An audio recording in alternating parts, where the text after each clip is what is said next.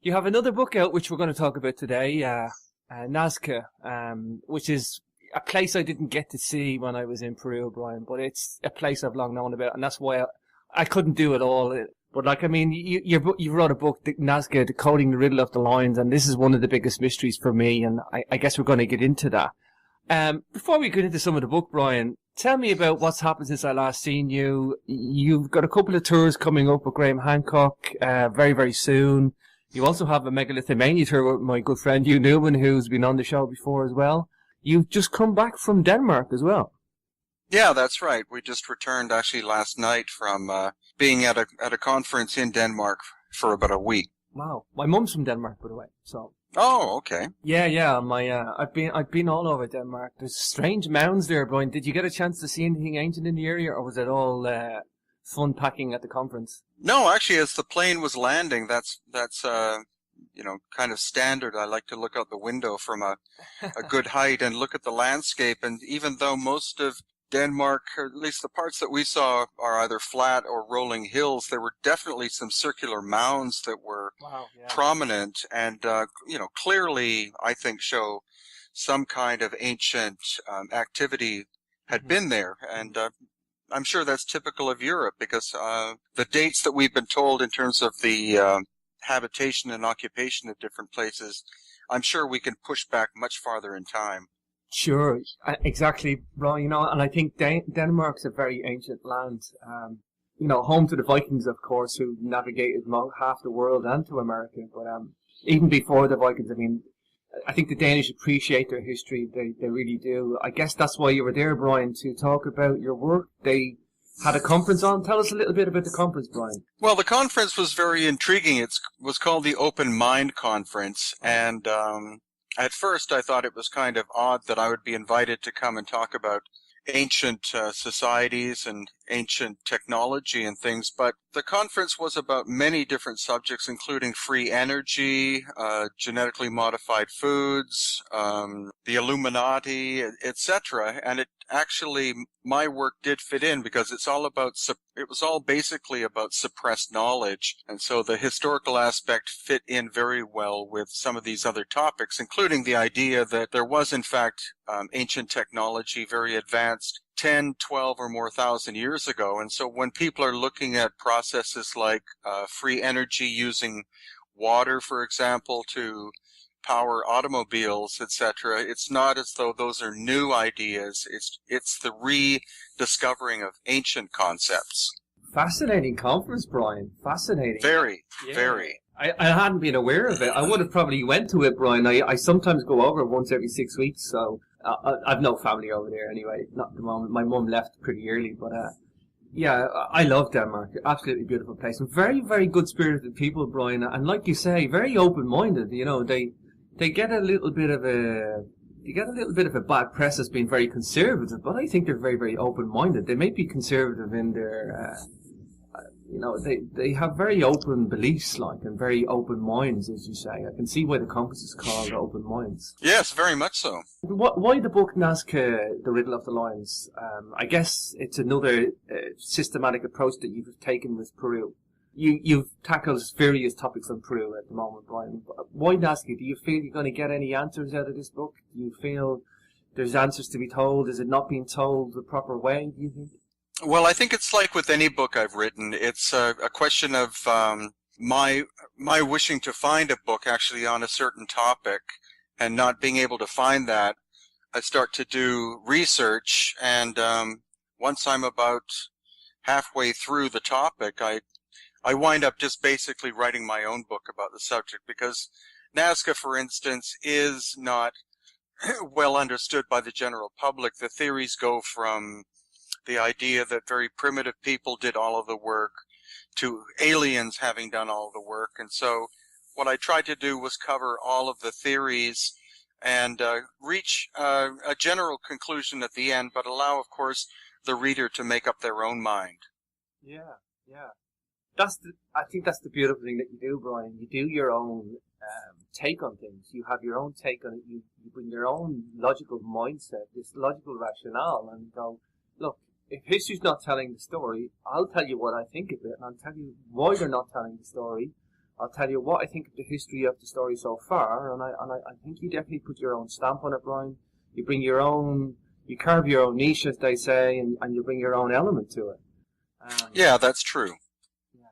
So tell me about Nazca for the people that don't know, Brian, where it's located, its geographics, and perhaps give us a little bit of the mystery of Nazca. Okay, well, the Nazca area is southeast of the capital city of Lima. It's about a 7-hour drive, and it's very desert. It's so desert-like that rarely does Nazca get an inch of rain per year. And so carved into the landscape, mainly in the area called the Nazca Plateau, which is almost as flat as a board, are these intriguing lines and geoglyphic animal and plant figures.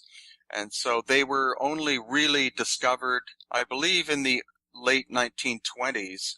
And ever since then, there's been a lot of speculation as to what they represent and who made them. Sure, and they've been discovered because of aerial flight, Brian, yes? These geoglyphs are quite large. Yes, they are. Some of them are several hundred feet long. They were actually first discovered by a Peruvian archaeologist when he was investigating on top of one of the local hills. And then the most famous sort of rediscovery was when someone did fly over them and noticed how expansive the area is and how many of these lines and figures exist. Yeah, and you know, I think a lot of people probably are familiar with some of the Nazca Lines from Google Earth now, and I welcome anybody. There's various videos out there on Google Earth and people that have looked at them. I think it's a great way to see them, Brian, Google Earth. Oh, very much so. And of course, Eric von Daniken was probably one of the people who brought the Nazca lines and figures to the general public's attention. Sure. A few decades ago. Yeah. Eric von Daniken's done a lot of press for Nazca, hasn't he? It's been a joy to see Nazca open up in this big mystery. I guess let's talk about some of the famous glyphs then, Brian. The monkey, is it a spider monkey? Is that what he's called? It is a monkey. I'm not sure exactly which species it is, but there, of course, is also the hummingbird, and also there's a giant spider, various other kinds of birds, and to ancient alien enthusiasts, the so-called astronaut, which is actually on the side of one of the hills, seemingly waving, is perhaps one of the most famous. Yeah, this guy, Brian. Let's talk about this guy. This guy looks like a giant humanoid, human figurine, several hundred feet, Brian, and he has one arm up in the air like he's waving to the gods, waving to the ones above us. Yeah, and he has two very large eyes. The thing is that it's quite a crude figure, so it's easy for people to speculate on who or what the astronaut was. But it's amazing, actually, especially to see it from the little planes that you fly over Nazca. Yeah, that's the best way to see them, obviously, Brian, by plane. And I think you can get tours there. Yeah, you've obviously done tours there before, Brian, on planes and stuff. Oh, you bet. It's a standard part of our coastal tour that we do south of Lima, where we go to Paracas and Nazca. You really do have to fly over the lines, and the planes are very modern and very safe, so it's not like you're taking your life in your hands. So, Brian, what type of terrain? How big a terrain are we talking here? These glyphs, like miles? They span miles? Oh, several square miles. And the thing is, they actually, which I include in my book, is they start from the coast of Peru. There's a huge geoglyph in the shape of a trident on the side of a mountain. Yes. It's about 500 feet tall. It's called the candelabro or candelabra. And then the geoglyphs continue on from there all the way to Nazca through an area called Palpa. And that's where there are at least 1,600 different geoglyphs. That's some big numbers there, Brian. Oh, yeah. Yeah. And this candelabra, I remember this from I believe that's on Ancient Aliens as well. But this candelabra is almost like a beacon, Brian. It's like an arrow saying, "This way, please. Come visit the glyphs." Like. Well, there are many theories as to what it represents. The one fallacy is that people believe that it points actually to Nazca. It doesn't. It actually points directly south. And I think it was actually a navigational beacon because you can only see it from the ocean. And when you're on a boat out at sea, it's very obvious because of its size. But again, some people will have known about the candelabra. Many more people will have known about the Nazca lines and figures, but very few people know that there are, as I said, more than 1,000 of them in between the candelabra and Nazca itself. So, Brian, we have a lot of geoglyphs. They're very, very large. They're covering a very large terrain. We're talking about a civilization here, people that built this down, Brian. Yeah, and actually, what I tell about him, what I tell about, sorry, culture at the very least, Brian, if not civilization. Yeah, from what I've been able to find out is that there were two cultures responsible, the Nazca being the famous one, which the area was named after, but prior to that, there was an older culture called the Paracas, and I think they were responsible for a good many of the geoglyphs and line and other figures. So, Brian, just tell us briefly then how they carved these lines into the landscape geographically and why they're still here today. Why don't they just blow away in the sand and the dirt?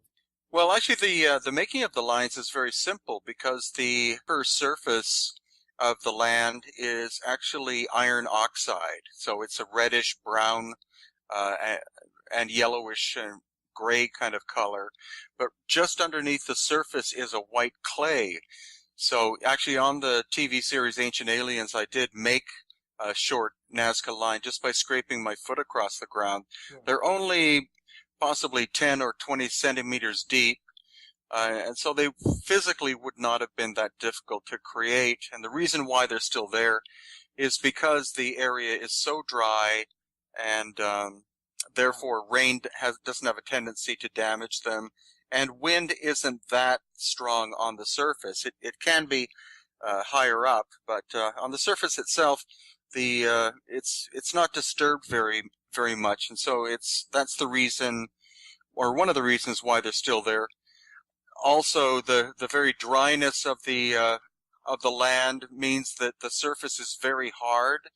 And so it would be very difficult for wind, for example, to disturb them too much. Does any of these fade over time, Brian? Are there ones fading out and ones still there looking better, more pristine? Do they need to be recarved? Like the way that we have the chalk drawings in England? Maybe, I think they recarve them over time. Do the Nazca pictures, these glyphs, need recarving at all or maintaining? Well, it's thankful to one woman called Maria Reich, who was a German immigrant. She studied and protected the lines for more than 50 years, and so it was mainly her work with her assistants that they uncovered some of the detail of the lines.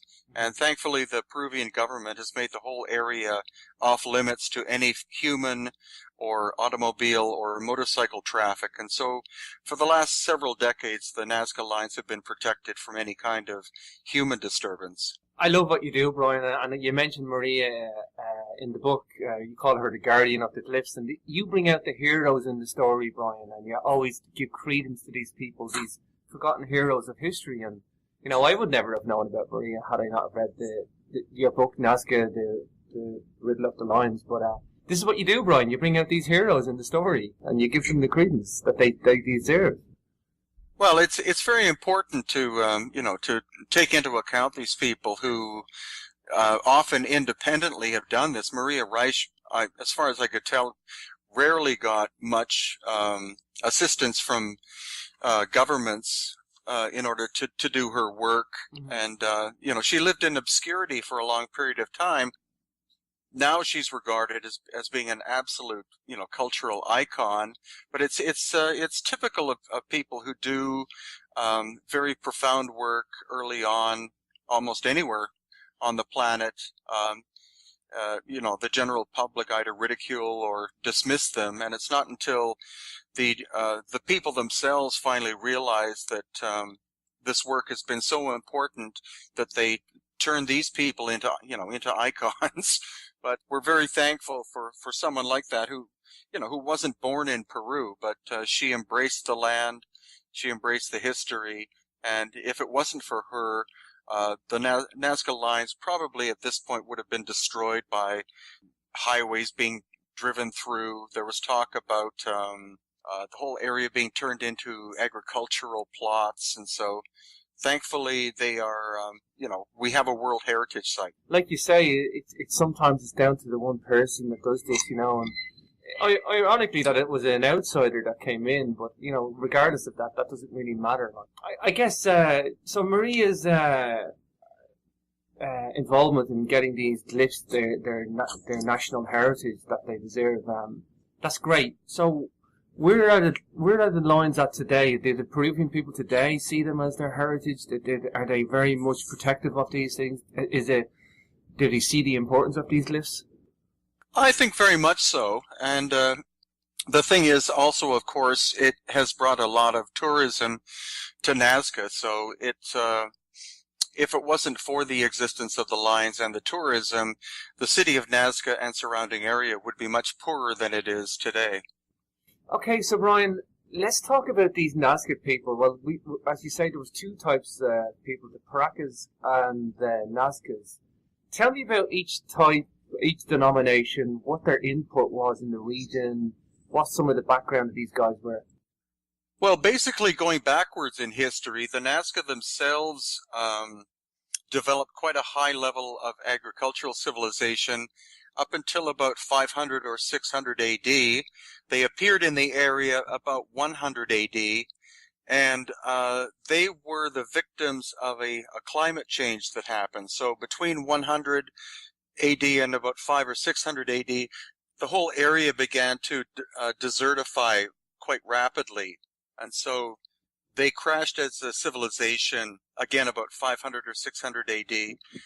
Their origins are kind of obscure. They seem to have moved into the area from the northwest, and they, I believe, conquered a much older civilization called the Paracas, who were more or less a coastal people, but it was the blending of the Paracas culture and these incoming people that created the Nazca culture. And again, that's why we find the glyphs and figures and things from the coastal area moving inland and changing over time in terms of design as the lines and figures progress from northwest to southeast.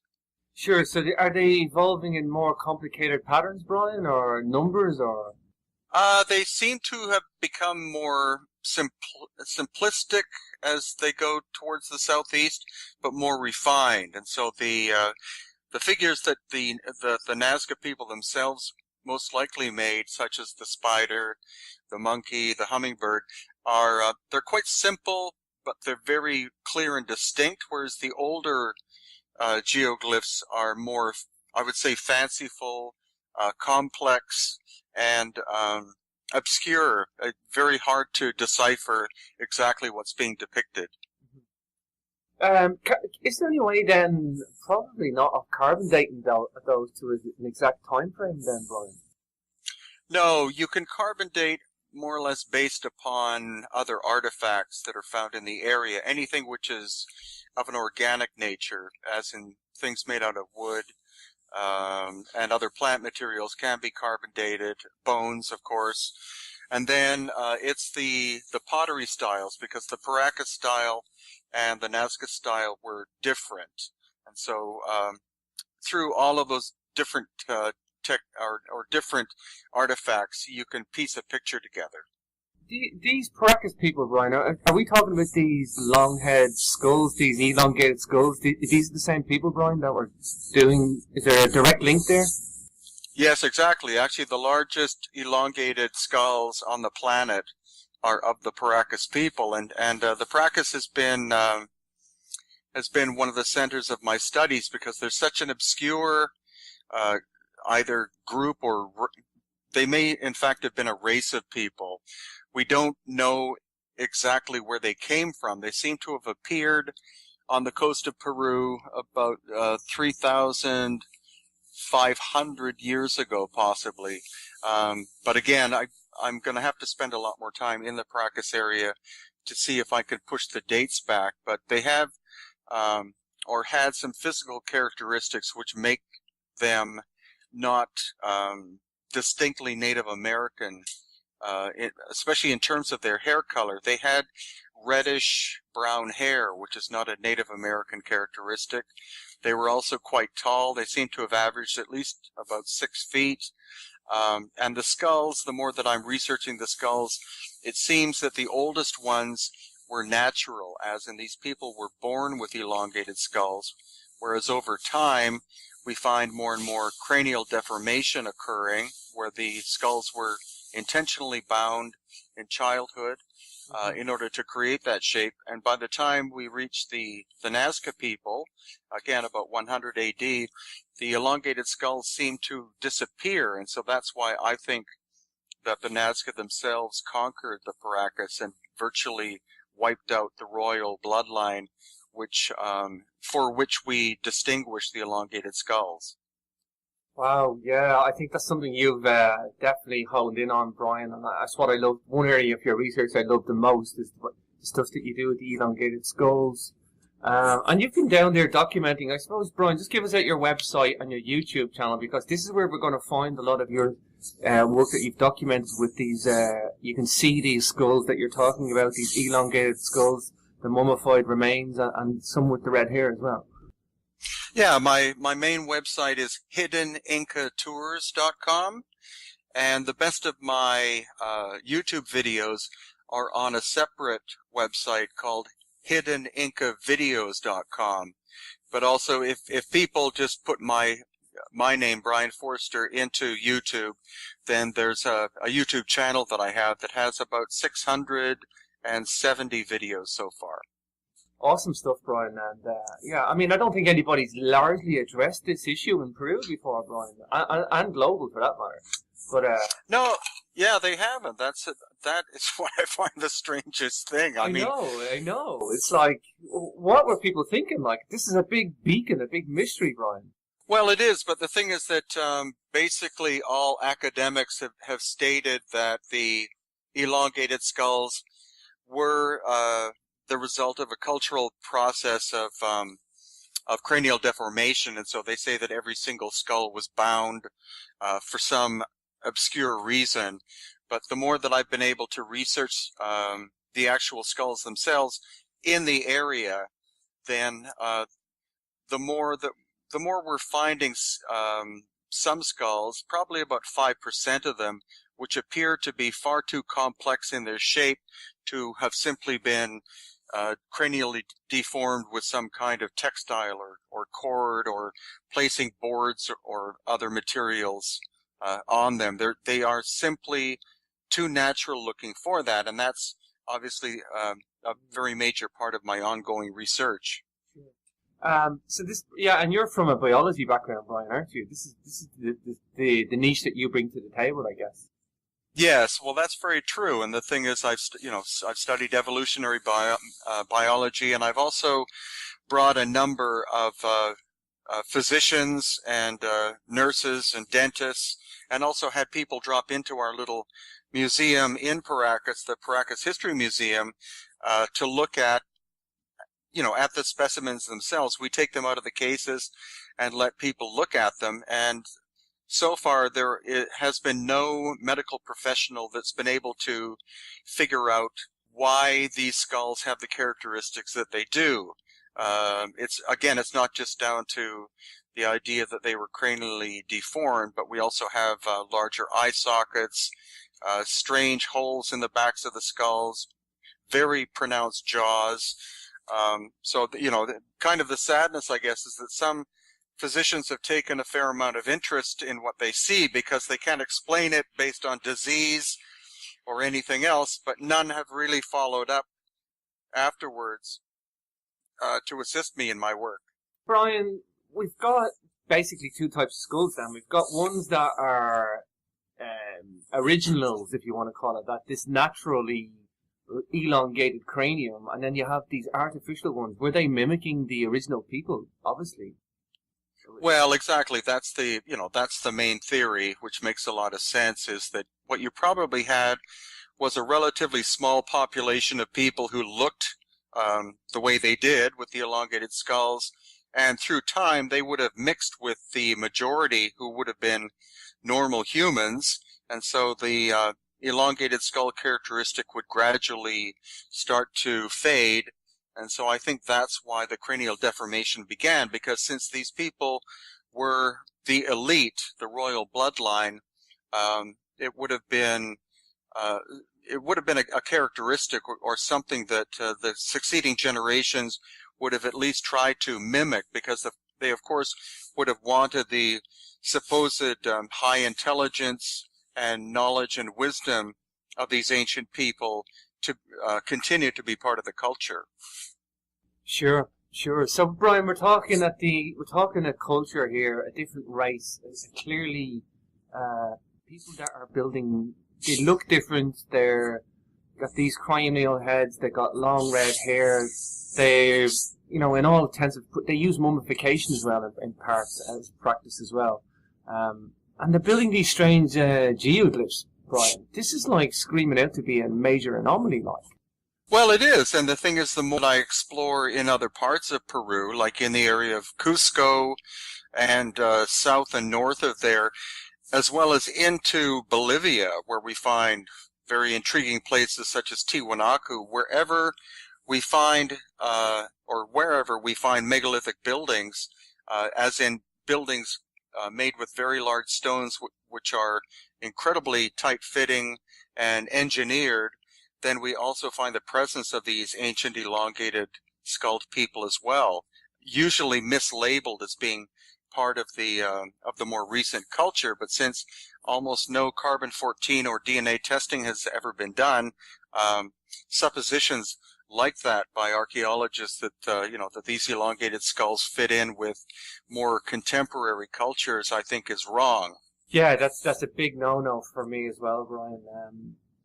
I guess then, Brian, let's talk about some of these geoglyphs. What's the purpose, Brian? Are we talking a spiritual?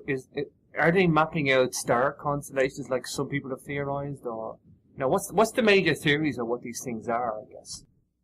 Well, the major theory, which was Maria Reich's theory, was that the ground was a copy of the sky, and so it was her belief that the animal figures especially represented constellations, but they've done computer programming models, and there is not a significant relationship. There are some relationships, but the trouble is that... And we're back with your host, James Swagger, on Capricorn Radio. We just lost Brian on the connection, but we're back again. Brian, you were talking about Maria and her theories on what these glyphs may have actually been. Yeah, it was her theory that, that they were astronomical in nature, that the animal figures represented constellations, but computer modeling after her death has not shown a significant relationship between the Earth and the sky. So the thing is that Nazca is far more complicated than you can possibly cover with one specific theory, and that's why I wrote my book, due to the fact that they were made over a relatively long time by at least two different cultures. There would have been different reasons for the different lines and figures, especially if we look at it from a geographical perspective, traveling from northwest to southeast. Yeah, I kind of always liked the astronomy theory, Brian, but only in terms of, it's fanciful. But if there's nothing solid there to back that up, then I have to say, well, maybe it's something else. If it's not maybe astronomy, and I guess you can see why people would probably think it's an astronomy-based, geoglyph system. But I mean, if there's so many of them and they're not maybe mimicking constellations. Are we looking at a spiritual function then, Brian? Well, actually, to put it really simply, what we're looking at is the fact that some of the geoglyphs and some of the lines are pointing to, for example, sunrise and sunset, possibly phases of the moon, but also taking into account the landscape and the fact that it's so dry. I think that many of the lines themselves represent underground water systems, because even today there is almost no water in Nazca itself in terms of rainfall, as we've discussed, but it's quite a major agricultural pocket in the middle of absolute bleak desert. So the water that feeds Nazca comes from the Andes and goes underground all the way to the ocean. And so I think the ancient people were in fact mapping underground river systems which they would access as the land was becoming increasingly dry. So those are a few of the reasons. The area around Palpa, which is in between the Pacific coast and Nazca itself, you find very, very strange-looking human beings with antennae on their heads, and also, the Palpa area is quite weird, and that's where people do draw ancient alien or ancient visitor connections, which I'm not opposed to. I think it's quite possible. It's very interesting. Very interesting. Yeah. But what we do know for sure is that the famous astronaut was created by the Paracas elongated-headed culture. It was not made by the later Nazca people. So it's a complex area. I'm very happy that we're going back there,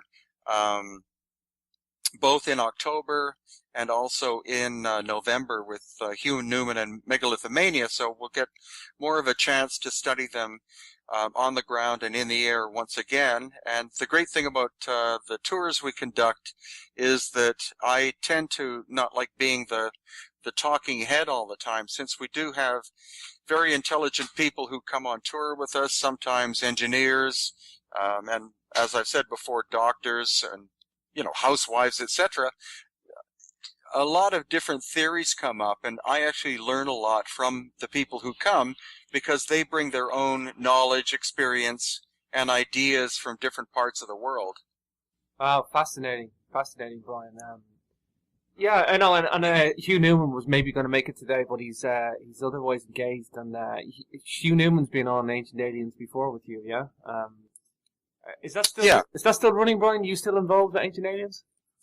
No, actually, I think they're starting season 6, but I personally believe that Ancient Aliens focuses, for their own reasons, on the alien idea too much, whereas I have an open mind, and I like to look at all of the ideas, but what I do like to have is some kind of scientific underpinning to what I'm researching, because you do need to be able to not only educate or inform the general public, but you do have to have the capability of being able to work with inquiries, and in some cases criticism from academia. If they attack my ideas or whatever, I wish to have the knowledge to be able to, I wouldn't say counterattack, but to be able to substantiate what it is I'm talking about, rather than saying, well, I think aliens did the work. Well, and here's the thing, Brian. I mean, I like you for that reason as well. You have this contextual thing. You want to bring context to the argument, but in all fairness, it is like going to war sometimes, Brian, with these academics. Like, well, it is, and of course Graham Hancock has been through several years of being attacked. Sure. And in some cases, academics, I believe, have said, you're simply a journalist, you're not a scientist. And so, that is, I think, has been a very unfair criticism of Graham. Yeah. But also, since I do come from a scientific background and I work with people of a scientific mind, that's important, but it's not the whole thing. You also need a spiritual component, and also, just ideas from people who think with common sense, because in order to look at any of these ancient places, either in in Egypt or Peru or Bolivia or almost anywhere, you really need to have a balanced mind approach. And so intuition, I believe, is fundamentally important. Logical perspectives are important. And putting all of this together is what creates a more general, broad, and I think coherent story, rather than simply saying, well, scientifically speaking, or or spiritually speaking, spirituality and science can coexist with one another. Mm, sure, and I'm glad you brought up Graham's journalistic background, because I think I've had Graham on the show after quite recently in the summer for his new book, and he has wrote a book, War God, about, it's like a fictionalized, in part, history story of the Spanish conquest of Mexico. But like Graham says, he went to war with these academics for a long time, and then grinding him down, and he finds joy in writing fiction because they don't come at him anymore, but he's also got his foot in both worlds still. But I think Graham's got something very different, though, to bring to the table, a journalistic type skill set to bring. I think that's what we need, because what do journalists do, Brian? They bring the scoop. They bring in the scoop to the table, and that's what we have. All of ancient history was never so more alive, Brian. Well, no, that's a very good point. And the thing is that it's not the domain simply of academics to look at any of this. I mean, you're talking about the history of humanity, so all humans should be allowed to to look at any of these topics and be heard. And I'm very thankful for Graham, as you said, to approach this from a journalist's viewpoint and experience, because I believe that's what got him started was when he was living in Africa, and he had heard stories about the Ark of the Covenant, and so he decided to explore, that story, which he did very well in one book. And it's the nature of an inquiring mind to continue on with that. I'm very thankful that Graham and I will get to spend time with one another, because he's been a great teacher and figurehead of mine, and as well. The reason why my wife and I do the tours is not necessarily because it's a business. It's because we like to get the perspective of a general swath of the public. When they look at these things, when they look at megalithic sites, it could very well be a 10-year-old child, a nuclear physicist, a housewife from Alabama, or a shoemaker from California who has the best idea. You just never know. But depending solely upon someone with a PhD or other academic background is, it's useful, but it's not the whole thing. Sure. Exactly, Brian. You don't know what that perspective's going to be on that unknown person's going to walk into your life via the tour, or you don't know where it's going to come from. And it's not right to think it's always going to be the scientist, or it's always going to be the engineer, or these, or the anthropologist or the archaeologist. There's a lot of people interested in ancient history now, Brian. I've never seen history so more alive. I grew up I was pretty much into history all my life, and I was like 14. I was a geek, Brian. I liked history and nobody else did. It was like, man, I was shunned for it, but nowadays, it's such a beautiful, wonderfully researched topic, and there's people coming at this small walks of life now, right? Oh yeah, definitely, and I think it's important because we seem to be entering a time where people want more personal sovereignty. They're questioning the financial institutions. They're questioning the governments.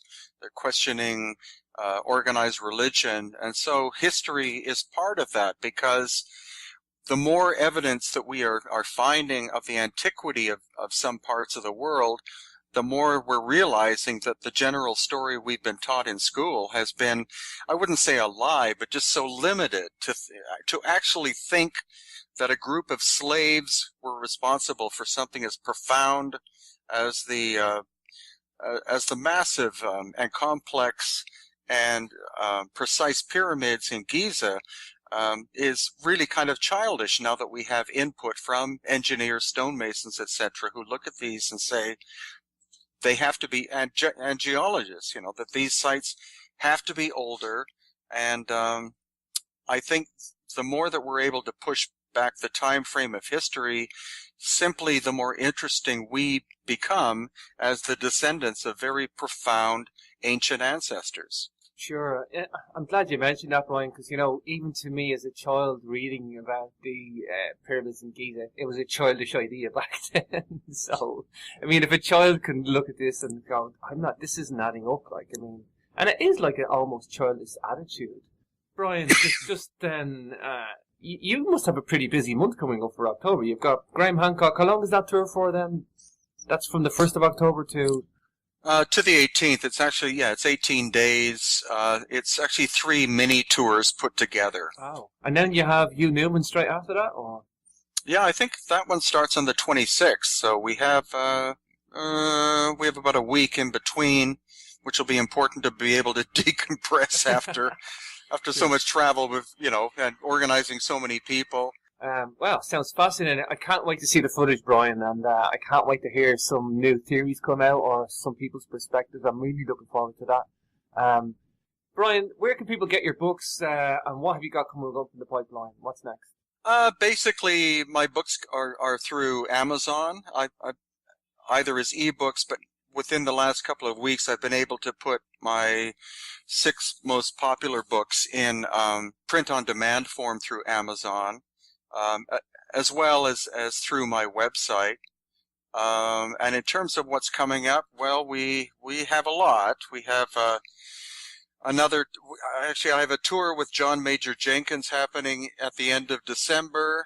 And then in January we have Elie Marzulli, who's a biblical scholar, coming to Peru to look at the elongated skulls as possible evidence of the Nephilim. Wow. And then after that, we have a documentary that we'll be working on with Elie Marzulli for a couple of weeks. And then after that, we're returning to Egypt in late March with Gary Evans and Stephen Mailer, as well as the possibility of a trip to South Africa to go to a conference, and then possibly a tour of Turkey with Hugh Newman and Andrew Collins. And then beyond that, the list continues. Wow, Brian, it's such a busy time for you, man. It's good to see, Brian. It's good to see, and it's good to see such enthusiasm into ancient history. I suppose there's one point I didn't mention on the book, Brian, the Nazca, the Riddle of the Lines, was that the long straight lines. I talked more about the geoglyphs, but just before we go, we're near coming up to the top of the hour, Brian. That was a quick hour, but I guess these long straight lines, Brian, is there a theory for them? Is there any solid theory, or they actually sometimes run through the actual geoglyphs, don't they? Yeah, they do. That's a very important point. The thing is that, again, because Nazca is so flat, the making of a straight line is not that complicated. It simply could have been surveyors with a series of sticks being put in the ground, the way that a fence is made. You start with one stick, yep. Then you go behind it with the next one, so you create a straight line, and then you put a third beyond that so that you have 3 in a row, and you just continue that process.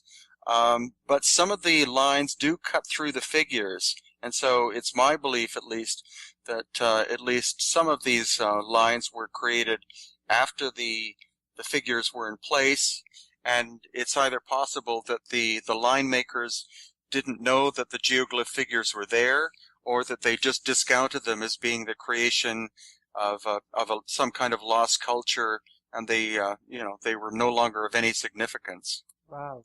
Is there any theory what the lines are? Are they linking up to geoglyphs, or is it not as simple as that? Or no, none of the lines themselves seem to relate to the geoglyphs. If anybody looks on the internet, it's quite easy to find a map of the geoglyph figures of Nazca, and what you can see is that there is a relationship with some of them to the cardinal directions of west and east.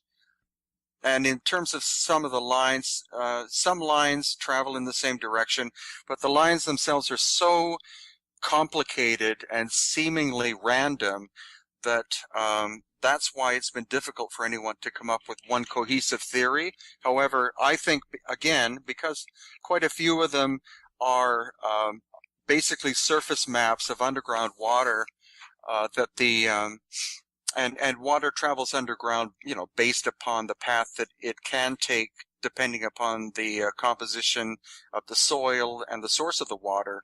That to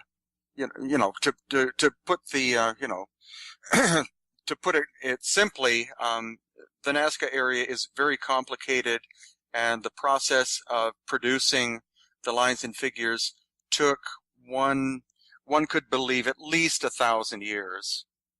Yeah, and I think we could be looking for, certainly for the straight lines, Brian, some sort of geographic reason for it, like and not so mysterious. The geoglyphs, the figurines that we see, definitely could be something for that, maybe. But I mean, the straight lines, yeah, it could be just as simply a processional route from water well to water well, or mapping out waterways. I quite like that theory, Brian.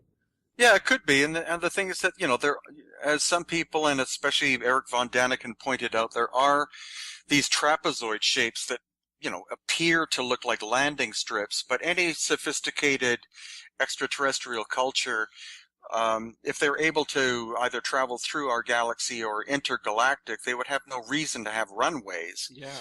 So I think that's the silliest of the theories. There are also other theories that the Nazca people had in fact invented hot air balloons, which is unlikely but possible. But that's why any of these subjects, whether it be this or the strange megaliths we find around Cusco or Egypt or etc., it's a process of ongoing research that requires that we pool together as much information as possible. And also, the wonderful thing about tours is that we have such a diverse selection or group of people that come on them, that each one of our tours is a research project. It's not simply, like a holiday tour, even though they are entertaining and fun. We always get a lot more out of the tours than we ever think possible. Sure. And that's it. It's like it's research rolled into a tour, yeah. And I've heard that before, spoken about the tours. Brian Gary was telling me, and I guess then I think the thing, just to wrap it up, then, Brian, just before you go, tell us about the John Major Jenkins tour. Then, what's happening with that? Yeah, that's at the end of December. I've been invited for 2 days to be the guide in and around Cusco and also the Sacred Valley. So I'm very much looking forward to that. And not exactly sure what else is entailed with it. It's just I've been a fan of John Major Jenkins for quite a long time, and Sure. so it'll be an excellent opportunity Me too. to meet. Yeah, me too, Well, Brian. I haven't heard much from him in late these days, so yeah, exactly. yeah, so. Well, that's good. Fascinating, Brian. We've got to get you back on for an update later on in the year, Brian, but it's been such a pleasure having you back on the show again. It really has. And again, Brian, I love what you do. Keep documenting the work, Brian. It's fascinating. Well, thank you very much, James. It's always a pleasure to talk with you.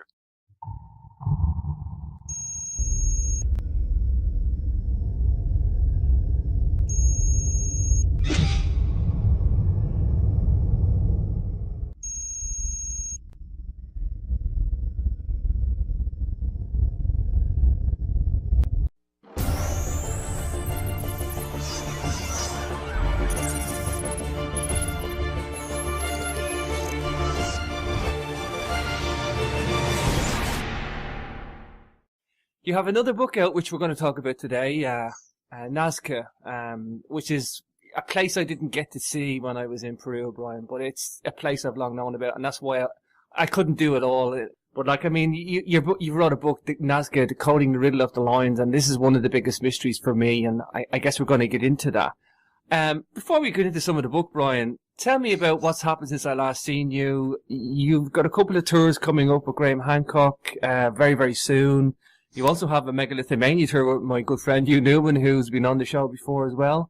You've just come back from Denmark as well.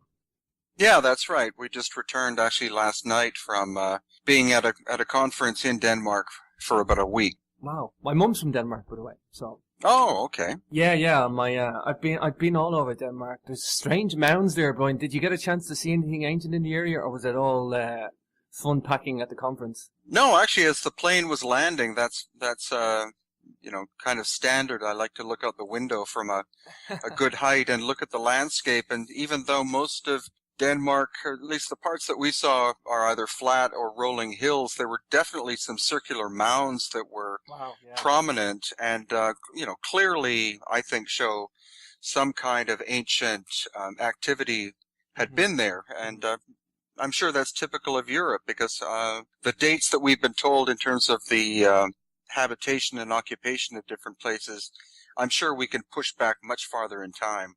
Sure, exactly, Brian. And I think Denmark's a very ancient land.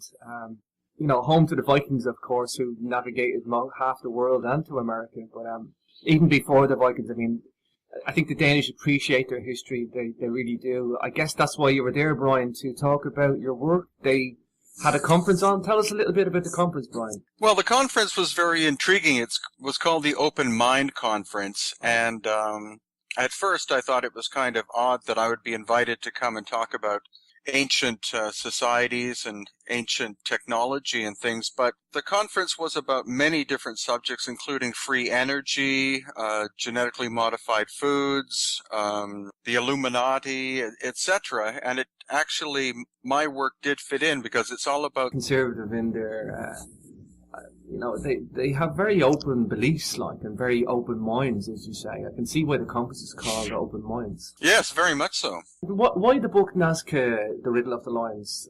I guess it's another systematic approach that you've taken with Peru. You've tackled various topics on Peru at the moment, Brian.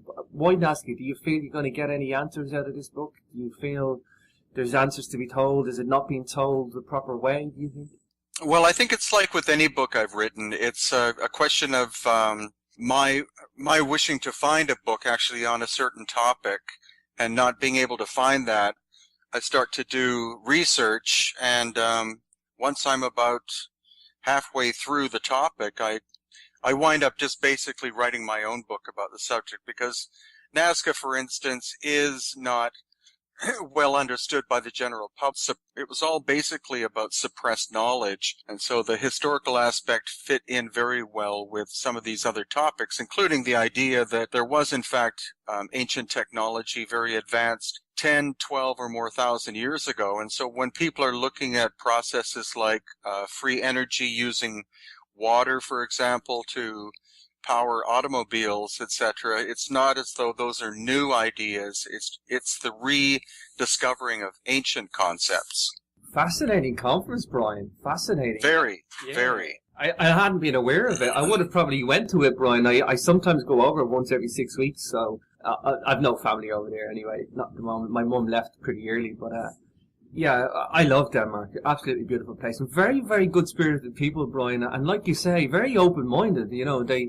They get a little bit of a bad press as being very conservative, but I think they're very, very open-minded. They may be